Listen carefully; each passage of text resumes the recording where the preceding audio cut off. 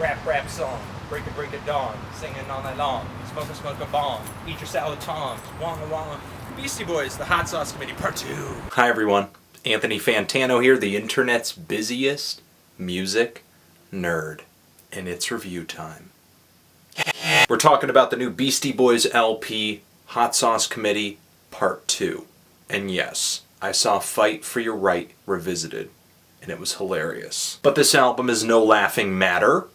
Let me just get that straight. I've been listening to this New York rap trio for a long time. I've loved a lot of their LPs again and again and again. And a lot has been said about those albums, so I won't bore you with a similar rant about those LPs here. But I will say that this comes off the tail of my least favorite Beastie Boys album, if you don't count the instrumental The Mix-Up. And I know that's cliche to say, a lot of people didn't like the 5 Boroughs, but that LP pales in comparison to their others, to me, because every Beastie Boys album up until that point had something sonically or stylistically that was kind of innovative about it. Each album has its own different vibe and feel throughout. And I wasn't really hearing that on the 5 Boroughs. It didn't really feel like the Beastie Boys were pushing their sound like I'm so used to hearing them do. Now, after numerous listens to the Hot Sauce Committee,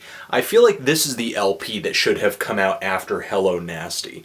Mostly because I see so much of Hello Nasty in this, but pushed a lot further. It actually feels like a continuation of the story, of the sound. Hello Nasty, the last LP the Beastie Boys produced with Mario C, had a lot to love about its concept, its fusion of this futurist hip-hop electro hybrid. Just think of the robot in the Intergalactic video, except now he's tricked out with GPS navigation and cup holders and seat warmers, and it's the year 4000 and X. The first single I reviewed from this LP, Make Some Noise, had some extremely buzzing, distorted synthesizers, big, fat, massive bass frequencies, crisp drums, really odd samples throughout, lots of different vocal EQs and effects, tons of textures, and that's not the only track that is just a plethora of different sounds. I could just crank this album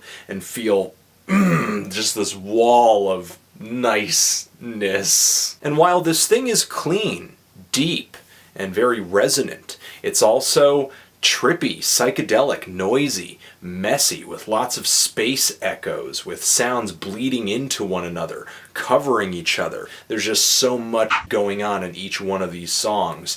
It's literally listening to color. Another track I love the sound of is Too Many Rappers. The bass programming, just that electro... That thing is just a few shades away from being a dubstep song.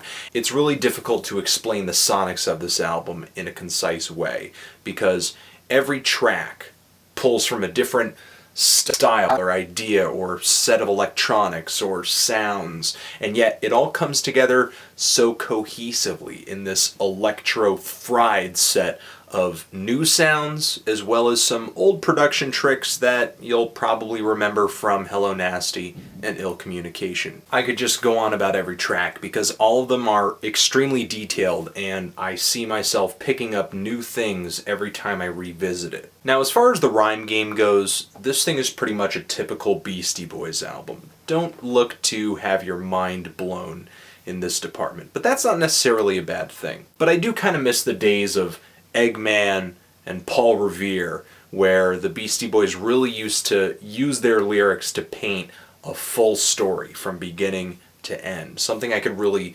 chew on. For the most part, the Hot Sauce Committee is funny punchlines, non-sequiturs, obscure references, absurd lyricism. Some lines come off cornier than others, sillier than others, but that all adds up to the theme, the idea of this LP, and that's just kind of have fun. I love that I can seriously groove to the bass line, the Funkadelic-esque bass line on Funky Donkey, and then laugh my ass off at the Larry routine right after. And I know that may not sound fun to someone who wants to put on an album, fold their arms, and go, but that's the way it is. However, I can't help but do that. So there are a few spots of this LP that don't quite do it for me. Over the course of their career, the Beastie Boys haven't had a lot of features on their albums, but for some reason Nas just kind of comes out of nowhere and ends up on Too Many Rappers. But Nas being on that track kind of displays to me why it's difficult to have another rapper come onto a Beastie Boys track. And that is, in comparison to the Beastie Boys, pretty much every rapper sounds like they're taking a nap when they rap. It's because the Beastie Boys are so high-pitched, they're so loud, they're so in your face, they're like yelling and rapping at the same time. And Nas just kind of feels a little buried, though when I listen to this track really hard, he lays down some really good verses. I guess the other issues that I have with this LP are the detours that it takes here and there, like the reggae and dancehall feel of Don't Play a Game That I Can't Win featuring Santa Gold, and also Lee Major's Come Again, which is kind of a punk rock tune. And I know the Beastie Boys have punk rock in their background. They like showing off how eclectic they are, and that's fine. I just find it difficult actually fitting those songs into this album mentally for me. And those are my gripes about this LP. And the thing is, they feel to me like I'm kind of nitpicking, because even at this album's worst, it's still pretty good. As a whole, I'm loving this album. I enjoy it more and more every time I spin it. So I'm feeling a strong 8 to a light 9 on this album. Yeah.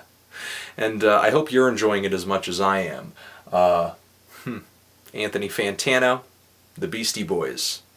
Hot Sauce Committee Part 2. Forever.